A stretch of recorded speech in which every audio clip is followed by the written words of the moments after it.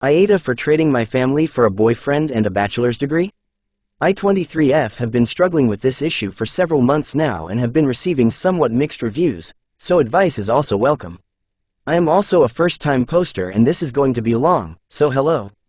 To start, let me give some context to my family dynamic.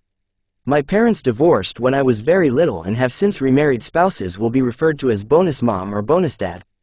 My dad has always had 100% custody of my brother 20M and I, and we have also moved around a lot, so I have no friends dating before college friends. With the exception of 2 seasons of a several-month program, I have always lived with my father. He married my bonus mom when I was 18 and they have since had my 2 sisters 4 and 1 years old and have a baby on the way. My bonus mom and I have had a good relationship, and while we have had some major rough patches, her and I have both put a lot of effort into our relationship, and as a result our relationship grew much better and our respect for each other grew as well. I also very much adore my baby sisters. My mother married my bonus dad while I was in middle school and have always adored him as well. He has been nothing but kind to myself and my brother and is a massive teddy bear. For a long time my mother and I have been somewhat distant from each other. I think we both just hurt from the decisions she had made in the past, but since then we've grown closer and this situation has made even more so. All sets of parents are religious. My father and bonus mom are a niche kind of Christian. My mother and bonus dad are more of a typical kind of Christian. This piece is a very dynamic part of the story. After my dad got a job in another state, my bonus mom, brother, 2 sisters, and myself moved there. I quickly found a college to finish my associate's degree that I fell in love with. I finished up my associates with little issue and had planned to stop there. However, when approached by the registrar with a degree audit letting me know I could finish my bachelor's within a year, all of my parents strongly encouraged me to pursue it. I was unsure at first because the amount of debt I had accumulated on this schooling venture made me nervous. The state where I had originally started my degree allowed me to pursue it for free. This one did not, but I chose to pursue it anyway. That fall semester I started to pursue my bachelor's degree. I got to know someone who I had previously noticed and admired from afar. He would become my boyfriend 21M. Let's call him Babe because he is one. Him and I have a lot of the same passions and our shy friendship developed into feelings over the course of the semester. To make the long story short, we ended up sleeping together and going on dates, and throughout this whole ordeal I never once felt used as I had in previous relationships with less intimacy. I felt 100% loved and cared for, and I still do to this day. At the end of the semester during finals week, my bonus mom noticed him at the choir and jazz concert that my bonus mom and I both performed in. She had singled him out in the crowd when she noticed him observing me, and later that evening asked who that boy sitting alone was. I tried to play dumb at first, but said he was a fellow classmate and friend. She asked if we had feelings for one another, to which I said yes. She asked me, why do you keep getting into these relationships that won't work? Before this moment she had never seen him before and had never spoken to him before that. She informed me that we would have to talk to my father about this, and then I went to bed. Side note, in referring to these relationships, she is making reference to a coworker I had liked that they also had not met. My dad and bonus mom instructed me to quit my job, which I did. There was also someone else who I had met online in a group of friends I had gotten close with, but they discouraged me from the group chat and from the guy, so I left the chat and him alone. They had also not wanted me to go to a local Bible study because of how late it was at night and with how early I had to go to a different job in the morning. However, I think their real main concern, there are other young men there that are watching you and one of them could try and follow you home. Those parents live in the country just on the outskirts of town. The poor guy that would have supposedly followed me would have been lured into darkness and to a neighborhood that was very protective of its land. When I have expressed that I wanted to go because I wanted friends, they told me, maybe God just wants you to be alone right now and just focus on him. I at first thought this was legitimate, but later began to question that line of thinking. Side note finished. Anyways, after that night I had texted Babe informing him what was happening. He told me if he needed to step back so I could work on my relationship with my parents, he was more than willing to do so. He was also more than happy to be in my life. Just whatever was best for me. This was not the first time he had suggested this, and it honestly made me not want to let go of him more. The next morning my father told me I needed to cut ties with Babe. I told Babe about this and we spent most of the day crying. Him and I performed our final concert that evening and I went to the grocery store to pick up some things for my bonus mom. She found out that I was at my concert and not at work and asked why she and my dad hadn't been invited.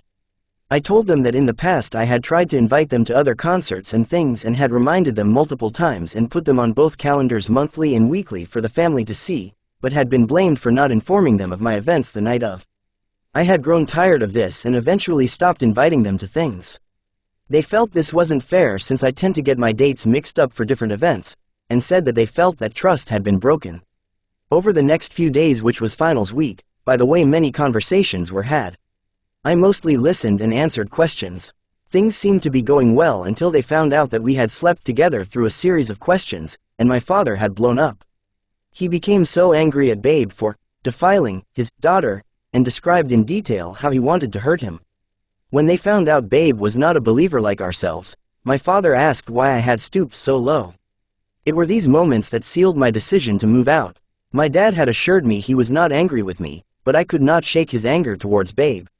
They also informed my brother what was going on, and him and I had a long conversation. He wanted me to stay with them at home, but was open to my boyfriend since he must be really special if you slept with him. By the end of the conversation, my brother had a positive impression of Babe and was decidedly Switzerland in this situation. He had also asked me what I had done in return of my parents' kindness of letting me live rent-free in their home. I reminded him that any second that they needed something I would drop everything and do it for them. As long as I wasn't in class or at my in-person job, I would go wherever they wanted me to go and do whatever they wanted me to do. I would also help take care of my sisters on nights that I came home before they went to bed. I would give them baths and read them bedtime stories and get them dressed for bed and sometimes even put them to bed. I would watch them whenever I was asked to. If I had to do online work, I either had to start late or it was cut short because my bonus mom would ask for help. Most anything that they would ask I would do. During days that I would be home all day, I would help get the girls up and even watch them so that my bonus mom could nap and catch up on some much needed sleep. If my time and efforts were going unnoticed, I was sadly displeased. I loved taking care of my sisters and helping around the house, but that doesn't mean that those things shouldn't be recognized. I also pointed out that I never asked for anything in return or asked for help with money. Sometimes I would get paid for watching them on date nights and whatnot, which were not often, but I never expected it. This set of parents had also attempted to convince me to visit my mother and bonus dad and other family who live in another state. The irony of this is that they had thoroughly convinced me not to visit her on 2 occasions that I had planned to. The next evening, my dad and bonus mom both told me the conditions of me living with them. 1. The truck would be taken away for 2 months. I would be taken to and from wherever I needed to go. This truck was my grandfather's truck, who passed away last summer. My grandmother had been very insistent in wanting to put it in my name, but my dad and I insisted it be put in his name. At this point, the keys had been taken away and I was being transported to and from school. I was regretting not getting this truck in my name. 2. I would no longer be allowed to finish my bachelor's degree. Neither set of parents had ever contributed any money to my education or programs once high school finished up, with the exception of when I was asked to quit my job. Then my bonus mom and father paid maybe $400 to $600 towards my tuition plus the other expenses and rent taken off for about 2 months before I got my online job with our friend. 3. I may also be asked to quit my in-person job as well. I told them I wanted to move out. I had a college friend who was getting married that weekend offer her apartment to me while her and her husband went on their honeymoon for 3 weeks. That would give me enough time to cram my things into her place and search for a new one. That is where I was planning to stay temporarily. I had a feeling that this may fall through, and asked Babe if I could store some of my things like my furniture at his place and potentially stay there temporarily if my friend's place fell through. He had spoken with his landlord, who also lives in the house, and his landlord said it would be okay. Between all of this, Babe and I called my mother twice and explained the situation. She asked various questions about our relationship, including how to navigate and respect one another's beliefs as well as his family's. His family is Catholic, and we both had confidence that we could have compassion and respect for one another. She encouraged me to listen to my voice and covered the rest of what I needed in order to attend school the next semester. She thought my father putting me at this ultimatum with school was highly unfair and not very cash money, my words not hers. I told Babe that if I was going to do this, he couldn't leave me and had to stick with me through it. He promised he would and has stuck to that promise to this day. I removed my wall decor among other decor and hardware and wrapped them in clothes and garbage bags. Babe texted me throughout the night as I did this. I finished up at around 2 o'clock in the morning. The next day as my father was taking me to school he asked if I was still with Babe. I said yes. He told me as long as I was still with him and sleeping with him I would have to move out, preferably by that night. The next 10 minutes or so of the drive consisted my father speaking curses over my life. Some of the more memorable include, "You should take off your head covering. God is not covering you. You are rushing to sin and to shed man's blood. You will be a curse of destruction to anyone's home you come under," etc., etc. I left the vehicle silently and went to my main building of work to weep. I called Babe crying and he assured me he would be there soon. He was, and him and his friend agreed to help me move some things out of the house before they left to see their families. For the 3-week winter break, their families lived in a different state. Them putting their break on hold meant a lot to me since his friend and I had hardly spoken before, and we were off. My parents were also on their way to an appointment for my sister about an hour away, so I knew the house would be empty and safe. I had also texted a coworker who knew what was happening and asked her if she could help move things and she agreed to come. I let Babe and his friend only in the necessary parts of the house to collect my things. His friend mostly stayed by his truck in my driveway. I did my best to separate anything that may be of my parents since I was doing my best to move quickly. At one point I was informed that my bonus mom wanted to speak with me via our neighbor, so I went to go talk to my bonus mom on the phone. I was confused why she hadn't called me directly. I believe my neighbor had noticed unknown people carrying things out of the house and had informed my parents. Apparently this was a conference call and my bonus mom and dad began to yell at me about how it was inappropriate to bring unknown men to the house and at the police and my father were both on their way. I apologized profusely and told them that I would leave immediately and asked them to call the police off since I was going to leave. I apologized saying that I didn't intend to disrespect them further or cause tensions to heighten, but they said that they would not call the police off and that my dad would not turn around. He also threatened to get in a fist fight with any unknown man on his property. I told Babe that my father and police were on their way. He hurriedly gathered what he could while I grabbed important documents and things and rushed out of the house. Lo and behold, the cops had arrived and Babe and his friend were being searched. I set my purse down by Babe's friend's truck since it had a pocket knife and pepper spray in it and approached them with my hands up. I was also searched and the 3 of us were separated for questioning. Soon there were a total of 5 police cars and several police officers circulating between the 3 of us, hungry for the gossip.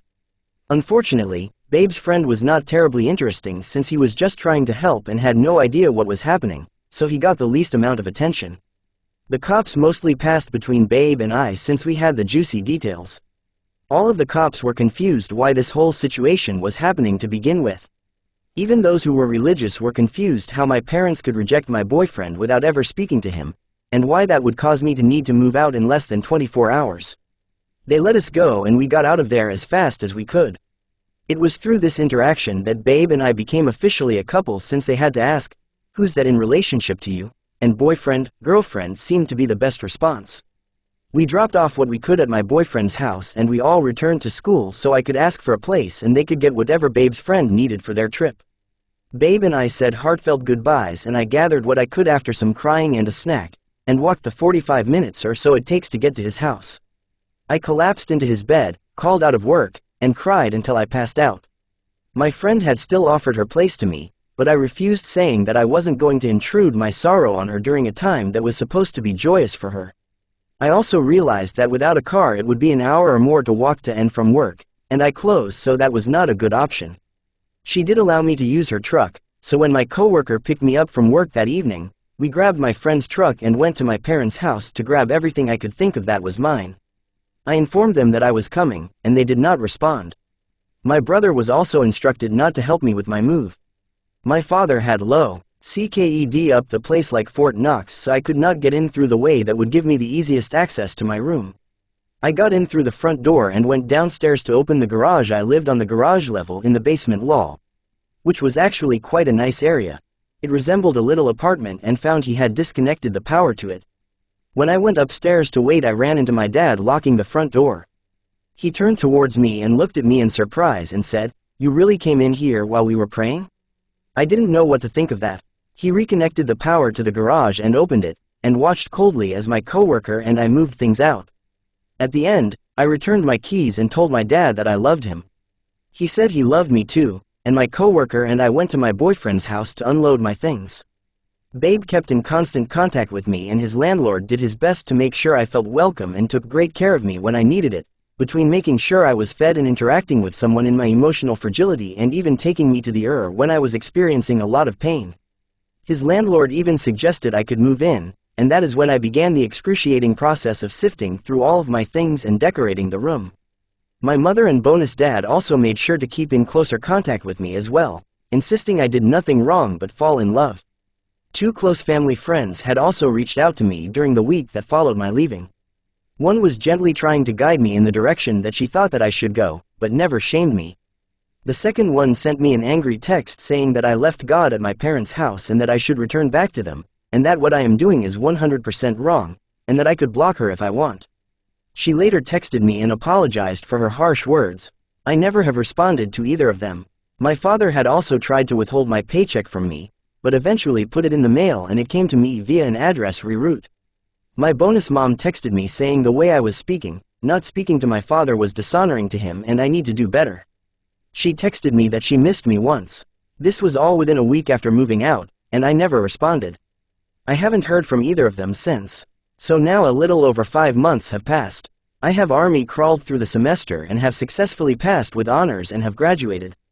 My parents have missed all of the important events that have taken place during the semester, including the graduation ceremony. While I never invited them, they also didn't exactly ask. My small group of friends have done their best to show support to me. Even small friends in unlikely places. My father and bonus mom have not been in contact with me, but have insisted to others that they have tried to reach out to me and that this no-contact situation has been 100% my doing. They had apparently been willing to talk until my friend from another state had come to see my graduation and pick up something of hers from my parents' house that she had accidentally left with us, as well as my things. She had gone there twice asking for my things that day, and it had turned into a whole situation that ended up with them refusing to give her my items that I had left by accident and asking her to leave multiple times. There has also been a lot of other things that have happened, but those are all stories of their own. I am very happy with Babe as we journey through our relationship together. While there have been so many emotional breakdowns, a few disagreements, and many, many tears, he has been so compassionate and gentle through it all. He has been so kind to me and has been gently guiding me to more healthy conflict resolution tactics, lines of thoughts, and more. I had thought I was happy with my parents, but as time has gone on and as I reflected on my relationship with them, I realized how shut down, isolated, and bottled up I was. I feel safe to cry in the arms of my beloved, to express my thoughts, make my own decisions, and to laugh with him too. When he is wrong, he is quick to realize it and apologize. When I am feeling insecure, his desire is to reassure me. I hope that I do the same for him. If I asked, I'm sure he would say so. However, even despite all of this, I do miss my parents, my brother, and my sisters greatly. Especially my brother and my sisters.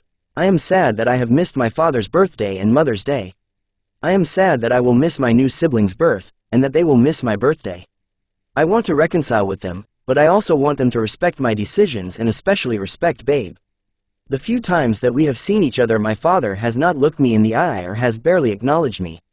I know that it was my decision to move out, but with how quickly things went, I feel like I was also kicked out. At first I only felt displaced, but now I also feel disowned. I'm not sure what they're telling people or even entirely what their side of the story is. My brother is still kind to me, but our contact over the phone is very minimal. I'm sure that he has been discouraged to speak with me. When we run into each other we get to talk, but that's about it. I know that he is hurt and that he loves me, and I wish that there was more that I could do for him. I am also scared of what my sister's reactions will be if I do come back. I'm sure that they feel some level of abandoned, and I know that they have been crying about me because they miss me via my aunt when she went and visited and ran into me. I don't wish for them to hate me, and I want to be involved, but I also don't want the Babe's vehicle that we share to be identified. If they called the cops on me once, what would stop them from doing it again? My trust for them completely dissipated after that incident, but the worst part of it all is that I didn't get to say goodbye to the girls or to my bonus mom. They had all gone to bed by the time I had come home from work and was finished moving out.